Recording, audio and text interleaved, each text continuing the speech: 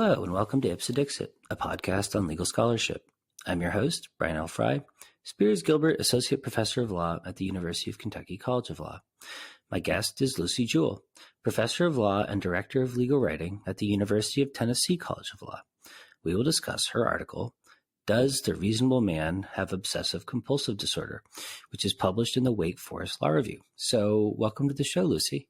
Hi, Brian.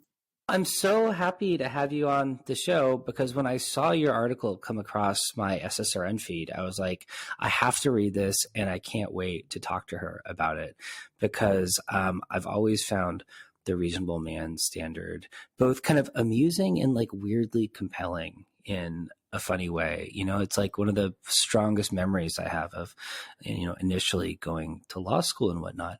But I wonder for listeners who might still be law students or might not be that familiar with the standard and its history, I wonder if you could talk a little bit about the nature of the concept of the reasonable man. Where did it originate and what's the purpose of the standard in United States law? Well, the reasonable man or reasonable person standard is an analytic tool. It's designed for judges to sort of look at facts, look at circumstances, and apply the law in an objective and a neutral way. And so it came out of tort law. That's where it's sort of, I guess, it's germinal, which is, if you are looking at a person's conduct and the standard of care, what would a reasonably prudent man or reasonable person do in that situation? And if it falls outside of the bounds of reasonableness, then that is where liability can attach. Now, it was created in, it really came to the surface in the 1800s, but it actually goes back to Roman law, to this concept of the paterfamilias, which is the good father of the family. So it's a long-standing legal category, but it's an analytic tool, and it's supposedly designed for judges to, make their decisions, in a logical and a rational way and not impose their own, viewpoint, over the facts and circumstances. But, because of where the reasonable man comes from, it's almost like that's a fallacy. That does not happen all the time. Well, so what exactly makes the reasonable man standard an objective standard then, or at least in theory, an objective standard? And is objectivity really the right way to think about what it's trying to accomplish? Yeah, I think the people who would champion the reasonable man standard would say that it's almost like a democratizing tool, because the judge is not substituting his judgment, but is instead stepping into this everyman, this is the every person standard. But how do you really separate, I guess, the construction of that standard from the standard itself? It's also, as the reasonable man was being constructed, it was constructed by men. All of the judges who did the work of building him up were men. The most famous of which would be Oliver Wendell Holmes Jr. So part of the problem is that it is a standard that doesn't represent, all of humanity. It certainly doesn't represent women, people of color, and other outsiders. But I guess it comes from this place that reason and objectivity is sort of the best place, the best vantage point for solving legal problems. But then there's this myopic nature of it because it ignores context. It ignores other perspectives that kind of are excluded from the person's perspective, the reasonable person's perspective. I would say the other problem with the reasonable man standard is that it denies all emotion. It denies the body. It it proceeds on this Cartesian construct that the mind is separate from the body. And that is how we think. And we know from modern psychology, cognitive psychology, that that's not true. The mind and the body are integrated. And when we reason, it is very much an embodied process. Well, I mean, it seems even from a legal standpoint, in an odd way, the reasonable man standard seems to both imply a certain level of kind of epistemic humility on the part of judges, in the sense they're supposed to defer to popular wisdom, but then the judges at the same time are supposed to sort of rely on their own understanding of what popular wisdom would be, at least in certain circumstances. And so I wonder if sometimes the reasonable man doesn't end up ultimately kind of de facto becoming the reasonable judge. Yeah, I think that's definitely correct. And I think my article, when it goes through some of the cases, the judge is, supposed to be taking on this reasonable objectivity. But in reality, it's really just the judge substituting the judge's wisdom for, what the wisdom should be for all of society. And that's one of the problems. Well, so in your article, you specifically note that you're talking here about the reasonable man standard specifically rather than the reasonable person standard. So I wonder if you could talk a little bit about why the reasonable man standard, as sort of actually applied, is so fundamentally gendered, and why that gendering might be potentially a problem. Okay, well, as I go through it in my article, the reasonable man, and I kind of go into like what is his history. Um, Not only was he constructed by judges, but his very identity is, I say that it's male, but it's also he's a father and he is a disciplinarian. So all of these things come together to create a very authoritarian and disciplinarian approach to law. And it's very much about imposing order and structure, and making things so that, any mess is just not, just kind of disregarding any mess and keeping everything in its sort of categorical place. And honestly, what inspired me to write this article was reading Anthony Amsterdam and Jerome Brunner's book, Minding the Law. And they're talking about one of the cases that I surfaced in the article, but I'm talking about Justice Scalia being, his opinion is elementally designed so as to preserve his orderly and hard edge rules against the messy little facts that might disorder them. So I guess the maleness comes from, being having a need to impose power and control over the facts, over the people. And it comes from a need for hierarchy, not just because, the man or the male is the top of the pyramid, but also threats to hierarchy and threats to categories are scary. They're very scary for people who are, used to having certainty. And so this kind of psychological need for categories, formalism, it's almost like the man imposing order and control over his own world.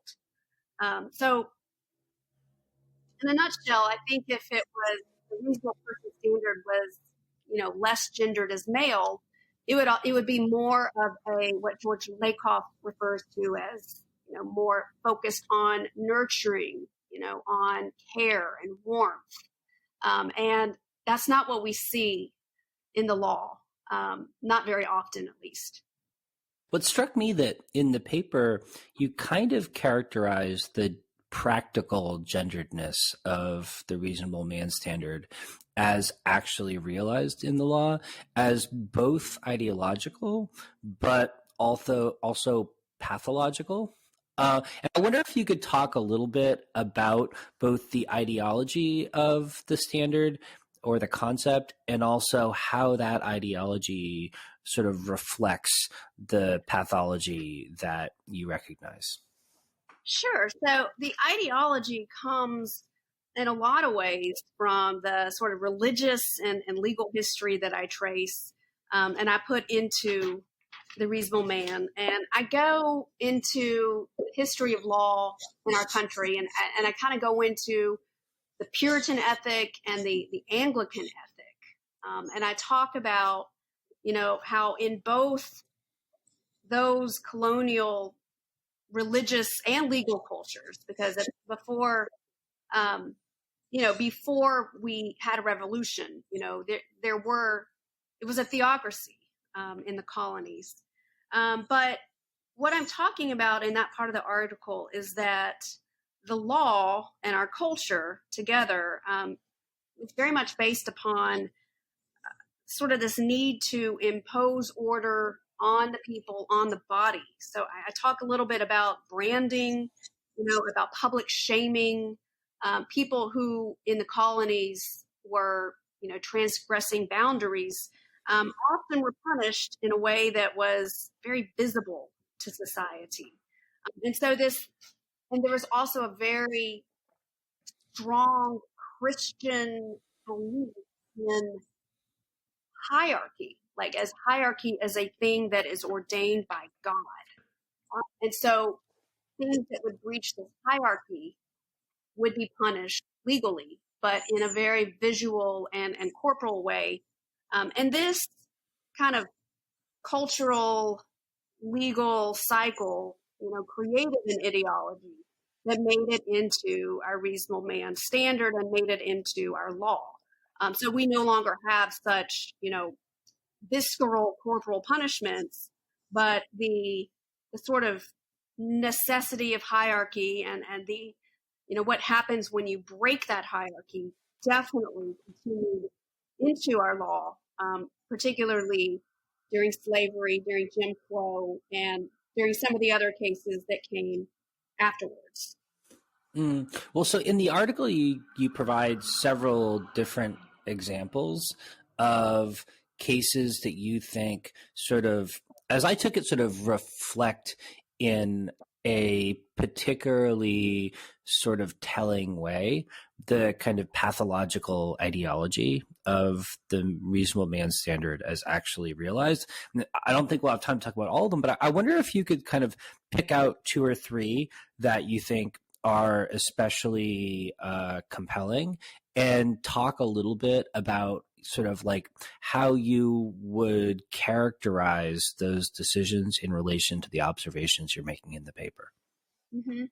So one of the things I did, I guess the main thesis of my paper is not about not criticizing the reasonable man standard per se, but taking the reasonable man, as a anthropomorphic stand-in and putting him on the psychologist's couch and then analyzing him, because my ultimate thesis is that he's sick. He exhibits forms of psychosis. And we can see this in some of these decisions that I'm talking about. So I think the first case that I talk about, which is the Dred Scott case, really illustrates an aspect of this. So that case, it's an antebellum case. It upheld slavery. It upheld the idea that a person of color is property rather than a citizen. But when I read this case and I was thinking about it for the paper, the most weird thing about this case is the amount of just the amount of text that Judge Taney devotes to miscegenation laws. So you would think, like, miscegenation, what does that have to do with, whether a law, about slavery should be enforced or not? And my takeaway is that the fear of miscegenation, which was expressed in that opinion. And we saw it later in the trial court decision in Loving versus Virginia. It was really a fearful decision. Like the judge is afraid of, what would happen if these boundaries are transgressed. And so it's not about citizenship. It's about preventing miscegenation. I think there's also a psychological taboo going on in this case. And I actually didn't write this in the paper, but, slavery was also, the very dirty secret of slavery is that the white property owners were raping enslaved women, and creating more property. That was definitely happening. And so was this sort of a subliminal undercurrent that was fueling Justice Taney's fear as he wrote this decision, and spent so many pages talking about the colonial miscegenation laws as being authority for his position that, the current climate would not support the idea that you could be a citizen if you moved to outside of the jurisdiction of slavery. So I think that case is a good bounding, starting off point for my thesis and my article. And why don't I just end with the last case, which was a case I teach in my entertainment law class. And I put it in the trajectory of cases because it really is an example of the judge exercising this strict father, mentality over the case. So that case was about, a 1990s rapper named Biz Markie. And he had a song, and it sampled a 1970s soft rock artist named Gilbert O'Sullivan. So Gilbert O'Sullivan had a big hit in the 1970s called Alone Again Naturally. He's Canadian, he's dorky, it's soft rock. And Biz Markie took the song, sampled it, and then, he's rapping over it that he's alone again. But he's really, taking the song and transforming it into something completely different. And it's funny and it's brilliant. But he did not get copyright clearance to sample the Gilbert O'Sullivan song. So he was sued. He and his record label were sued for copyright infringement.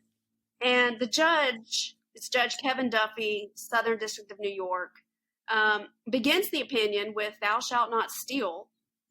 And there's no consideration of the art or the transformative nature of the song. It's a straight up, "Thou shalt not steal." You didn't get permission. Therefore, you have committed copyright infringement. And then at the end of the opinion, the judge actually refers the defendants to the prosecutor in the Southern District, so for criminal prosecution. So it's kind of an example of this artistic manipulation of categories is, it's not that, it's stealing, and I'm going to discipline you for it. And so that's why I included that in the paper. There are a few other cases that I talk about, but we probably don't have time to get into all of them. Yeah, no. So, one of the things that struck me, especially about the two examples or really kind of three examples you just mentioned, were how not only gendered, but also kind of racialized the ideology of the reasonable man standard is in actual practice. Absolutely. Yeah. That's and you can't really get into, you can't, the reasonable man is white, and not just it's white Anglo-Saxon, sort of very almost waspy mentality. He really is. He's been referred to as like a mid-century guy that mows the yard at night, and so that's definitely part of both the ideology as well as the the sort of ethos that comes out in the opinions. Yeah, I mean, I liked your reference to almost like a Ward Cleaver type figure, or I was thinking almost like a Mr. Rogers, but like a Mr. Rogers with a mean streak. Right, right. Mr. Rogers, yeah, that totally makes sense. I mean, one of the things that I bring out in the paper is that there's, the illness in the reasonable man is that sometimes he has a disassociative break with reality. Sometimes the formalism is so myopic that you're not seeing like the real reality. And I think the Plessy versus Ferguson case illustrates that the best. Just the idea that a segregated train car is not, it's not worse, than the car for the whites. It is the people of color who are putting that construction on it. So that conclusion is, to me, mental illness. It doesn't reflect an understanding of reality. And yet it gets into our law and it becomes precedent. I forget what point I was trying to make. I guess I'm just trying to say that that's another symptom of his illness. Well, in the article, you describe Justice Brown's opinion in Plessy as a form of judicial gaslighting, and I'd never really thought of it in that way before, but I really kind of like that characterization. Yeah. So gaslighting. It is what I say it is. That's the reality, and your reality is actually, it is. I think, did I say gaslighting? Wow, I'm actually pretty proud of myself for that. But yeah. I don't think anyone has really ever said, or I just have always been struck at those kind of decisions that are so formalistic as being, there's something wrong with the thinking, and it is pathological. Well, so, I mean, if the reasonable man standard, as we've historically constructed and applied it, is pathological in this kind of order maintaining, kind of allergy to disruption sort of way, what, if anything, can we do to rehabilitate it? I mean, is there a sort of etiology of symptoms that we can address? Is there a therapeutic program for the reasonable man? Yeah, this is the hard thing, Yeah, can we heal him? Some of the things I mentioned in my paper are, let's bring in other modes of reasoning into the process. Western forms of reasoning they've gotten us pretty far, but why not look at other modes of, building consciousness, building knowledge, realizing that that's, sometimes in conflict with our common law process. The other thing I mentioned is in any adversarial situation, you've got like two sides, but why not take sort of a dialectic therapeutic approach, and encourage judges to look at the two sides and analyze from the perspective of, well, maybe two things can be true at the same time. That sounds crazy because in law, there's always, you win or you lose, guilty, not guilty.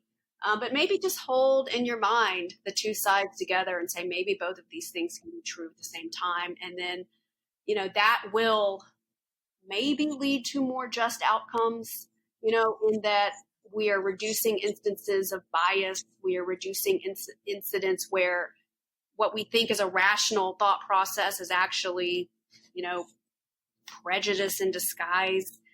I think the solution of just infusing more context into decision making and changing our perspective from the white Anglo-Saxon sort of vantage point that we've always had, and looking at things from other perspectives. Even that sounds almost trite or banal, but I don't think it's done as much as it should be, particularly at the Supreme Court level, when, being a Supreme Court judge you're coming from, one kind of trajectory. Harvard or Yale Law School. Part of it, I guess, is who are we electing? Who are we appointing as our judges? Most of our judges, well, I guess you could quibble with that a little bit, but bringing more context in, both in the process, but also in the people we are selecting to be our judges. Well, it struck me that, you acknowledge in the paper, you recognize in the paper that this sort of purpose, in a sense, of the reasonable man standard is to encourage or even require judges to be more deferential to popular understandings of the social order. And yet in practice, it seems to have become a way of enforcing the social order as perceived by judges. And I wonder if sort of part of what you're suggesting is that there's a need for more epistemic, like even more epistemic humility when it comes to kind of conceptualizing what it means to be reasonable, that in a sense, the standard needs to incorporate like a broader range of perspectives in order to be less OCD about maintaining one vision of the social order as opposed to a more kind of ecumenical vision of the social order. Yeah, I think that makes a lot of sense. One of the last cases I've referenced in the article is a case out of Boston, Commonwealth versus Warren, where the judge basically is considering, would it be reasonable for a man of color to flee the police? Is that a reasonable choice, or does that indicate guilt? And I think that decision is just a great example of widening the lens and looking at the reality of what it is to be a man of color, on the street and dealing with police.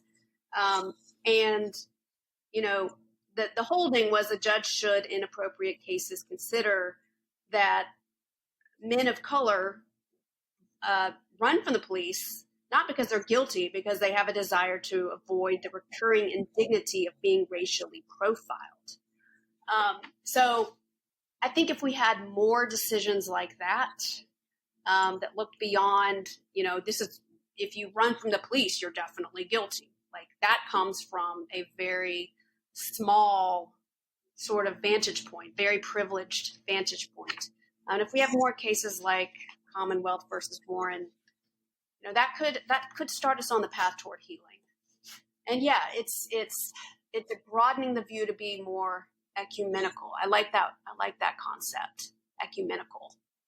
Well, Lucy, thanks so much for coming on the show today and for talking. Yeah, I really enjoyed your paper, and I hope listeners will check it out because it's a really fun read. Okay, awesome. Thanks.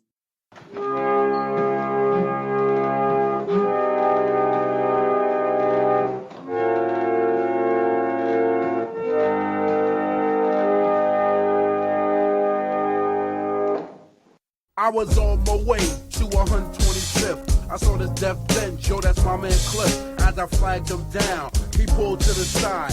At this moment, I had to swallow my pride. Cause usually I wouldn't ask for a lift, but it was cold as hell and my legs were stiff. He said, hey, Biz, what you want, a ride? I said, hell yeah. He said, I can't cause my girl's inside. So he jetted off, leaving 2 tracks.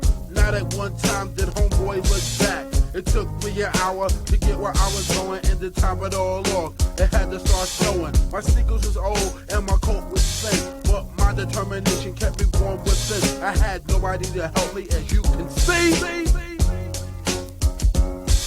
I'm alone again, naturally. Alone again, naturally. So I went into the show and started maxing. People came up to me and started asking what's up with me and when I'm getting on, and how many records is Shantae gonna perform. I don't know, but now I gotta go, cause Shantae is calling me to do the show. First she was on, and then she called me out. I did a lot of funky beats without no doubt. I put the mic on my head and began to rip. The crowd began to flip, cause I was rocking the ship. When we was done, I started to laugh. Monster people come to me for my autograph. After the fun was over, it was time to race. If I was riding, it would be the icing on the cake. As I saw Shantae get into a limo, I had to walk home. I wrote it in my memo. I'm alone again, naturally. All alone again, naturally. Now I'm alright, nothing to worry. Wherever I wanna go, I get there in a hurry. That's right, I'm big time, very well known. Now I'm saying rhymes instead of beats on the microphone. Right about now, I'm gonna explain. It was Cool VT, this one and the Big Daddy Kane, doing shows all together as one group. None of us acting big-headed or soup. Then after that, we all formed a rock. I paid everybody, told them how they rock. They all grabbed their props and went their separate ways. Swan said, I'll see you later, bitch, in a couple of days. When people see me leave, like a mamma jamma, it's like if I was full with stars, lights, and glamour. But when Vaughn came home, he thought I was in tune with a girl. I was in bed, alone again,